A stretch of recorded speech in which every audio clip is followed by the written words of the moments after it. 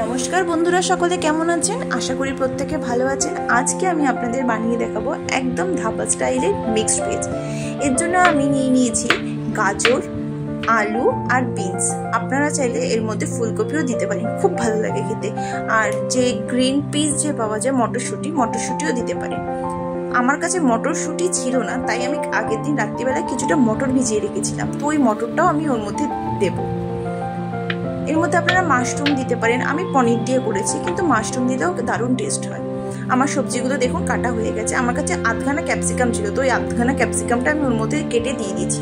খুঁজে পাচ্ছি না এখন, যদিও বা আমি ক্যাপসিকামটা এক টুকরোই পেয়েছি। আর এদিকে আমি কাঁচা লঙ্কা, টমেটো আর একটু আদা ডুমডুম করে কেটে নিয়েছি। পনিরটাও আমি এবার কেটে নিলাম, ছোট ছোট করে একদম পনিরটা কেটে নিয়েছি।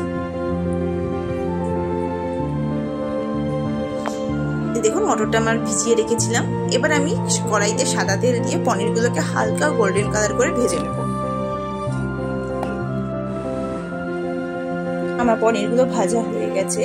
এবার আমি সাদা তেলের মধ্যে দেব একটুখানি জিরে, দেব একটুখানি হচ্ছে দারচিনি, সামান্য দুটো এলাচ, আর ওই যে কেটে রেখেছিলাম ডুমডুম করে আপনার আদা, কাঁচা লঙ্কা আর টমেটোটা এর মধ্যে দিয়ে একটু ভালো করে ভাজবো। টমেটোটা যখন আমার হাফ ভাজা হয়ে যাবে তখন আমি ওর মধ্যে দিয়ে দেবো একটুখানি কাজু আর একটুখানি কিশমিশ।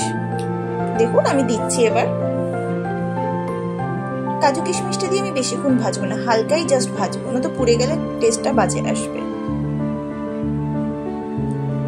আমার ভাজা হয়ে গেছে। এবার আমি এটাকে একটা মিক্সিং জারের মধ্যে ট্রান্সফার করে নিলাম। আমি একটু জল দিয়ে ওটাকে পাতলা করে পেস্ট করে নেবো। কড়াইয়ের মধ্যে আমি আর একটু তেল দিলাম একটা শুকনো লঙ্কা ফোড়ন, জিরাটা যেহেতু আগেই দিয়েছি আর জিরে দেবো না। এবার আমি সবজিগুলো আমি ওর মধ্যে দিয়ে ভাজা ভাজা করে নেব। আমি ভিজিয়ে রাখা মটরটাও ওর মধ্যে দিয়ে দিয়েছি।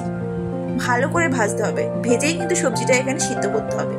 আমি টেস্টের জন্য স্বাদ অনুযায়ী নুন দিলাম, দেবো এবার আমি একটু কাশ্মীরি রেড চিলি পাউডার। আমি কিন্তু এতে হলুদ ইউজ করিনি। ঢাকা দিয়ে আমি সবজিটা সিদ্ধ করতে দিলাম। দেখুন আমার সবজি মোটামুটি সিদ্ধ হয়ে গেছে। এবার আমি যে মশলাটা পেস্ট করে রেখেছিলাম সেই পেস্ট করা মশলাটা আমি দিয়ে দেবো। তারপরে আমি বাটিটা ধুয়ে সেই জলটাও আমি এর মধ্যে দিয়ে দেবো। আপনারা যেরকম ঝোল রাখবেন সেই বুঝে জলটা এর মধ্যে দেবেন। আমি তো অনেক ঝোল রেখেছিলাম, কিন্তু আমার পুরোটা টেনে নিয়েছে, শুকিয়ে গেছিলো পরে। এবার আমি টেস্টের ব্যালেন্স করার জন্য সামান্য চিনি ওর মধ্যে দিয়ে দিলাম। এবার আমি ওপর থেকে একটু ভাজা মশলা ছড়িয়ে দেবো। সেই যে আমি ভাজা মশলাটা সবসময় ইউজ করি, ওই ভাজা মশলাটাই আমি ওপর থেকে ছড়িয়ে দেবো। দিয়ে একটু ঢাকা দিয়ে সামান্য ওটাকে ফুটিয়ে নেবো ঝোলটাকে। এবার আমি ওর মধ্যে দিয়ে দেবো পনিরগুলো দিয়ে ভালো করে নেড়ে চেড়ে সামান্য একটুখানি ফুটিয়ে আমি গ্যাসটাকে বন্ধ করে দেবো। বন্ধ করে এবারে আমি ওর মধ্যে একটুখানি সেই ছোটো ছোটো বাটারগুলো পাওয়া যায় না 5 টাকা দামের, ওই বাটারটা একটুখানি আমি ওর মধ্যে দিয়ে গ্যাসটাকে বন্ধ করে আমি 10 মিনিটের জন্য রেখে দেবো। দেখুন আমার রেডি হয়ে গেছে মিক্স ভেজ। ভুবনেশ্বরে কিন্তু এই মিক্স ভেজ হেভি ফেমাস ছিল, সব রেস্টুরেন্টে এই মিক্স ভেজটা পাওয়া যেত। ভালো লাগলে লাইক কমেন্ট শেয়ার করে পাশে থাকবেন।